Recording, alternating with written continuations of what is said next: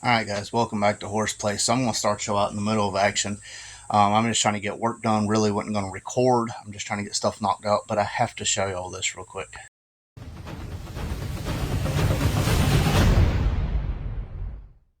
So, got the old balancer off. Look how that's just popping out all the way around. And then on this side, it's just breaking. Yeah, I don't think this would have made it to Daytona. That's even worse than I had thought. Now, if you notice on this one, it's got timing marks, but you can barely read them. I had to mark it with a pen and stuff. So what I got was this Dorman replacement, but it's got timing marks and they're clear.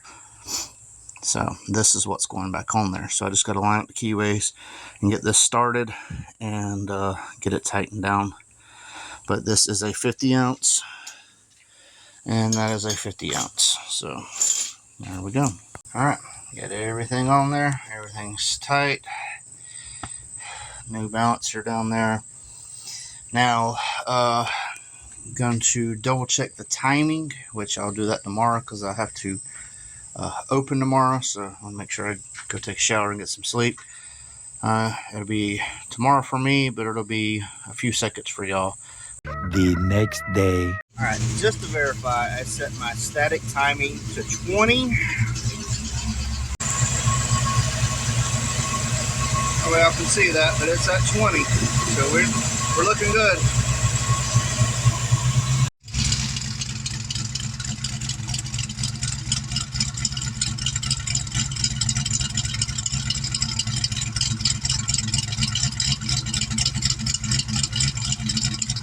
So all I used was this cheap Harbor Freight puller. The Harmonic balancer is put on with a bolt, but it's also friction, so you have to use a puller.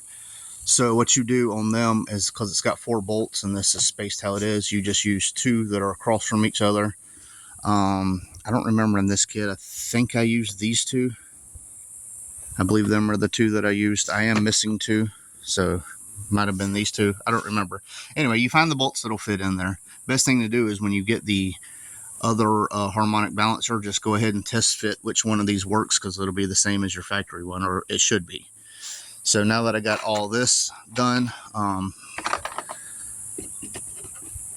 yeah, this kit has pretty much paid for itself. I mean, I think it was like 20 or 30 bucks, and I've used it 20 or 30 times, helping people out and on various projects. I initially bought it for the Stita underdrive kit on my SN, but yeah, it's just a little cheap Harbor Freight Pittsburgh kit, and it does the trick.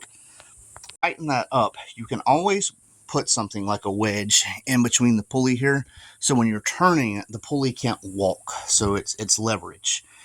Most of the time, just getting it where it needs to be and just kind of slamming it a few times, the engine will spin, but that slamming motion pretty much is, it'll tighten it down. Also, use blue Loctite on it. Don't use anything super strong because you do want to get it back off one day, but blue Loctite works great for me. So I have some of that laying around, of course, for Nitrous Express. Speaking of Nitrous Express, I don't know if y'all seen my post, but we do have Nitrous Express content coming back to the channel. And the thing I am super excited about is Terminator X has a whole perimeter. I don't have to buy a controller, shut off, any of that. Terminator X controls every bit of that, and I'm so excited for that. Cannot wait to use a kit on Terminator X and see how it goes. And then, like I said, a data log and everything will be in there, so it's just, I'm more and more excited over this car every day. I got discouraged for a while, I'm not going to lie, but man, I get closer and closer and closer. So again, guys, it wasn't action-packed, but I got in the middle of doing that harmonic balancer, and it was just way worse than it looked. So I just wanted to show y'all a little insight of what I was dealing with. I'm glad I had reservations on not bringing it, because I really feel like, as bad as that was, it would have failed on me. If not, it would have slipped on that outer ring, threw my timing way off, and could have been a lot more than just falling apart. So I feel like I dodged the bullet there. I'm glad I waited.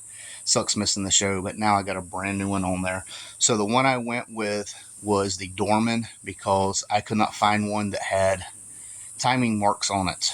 So this Dorman unit, excuse the dirt, when the storm came through the other day, it just blew stuff everywhere. I do want to get this kind of, at least from there to that pole, just closed in this section. I think that'll help a lot because every time it rains, all of the leaves, everything washes up in here. I've picked this stuff up, put it in piles several times.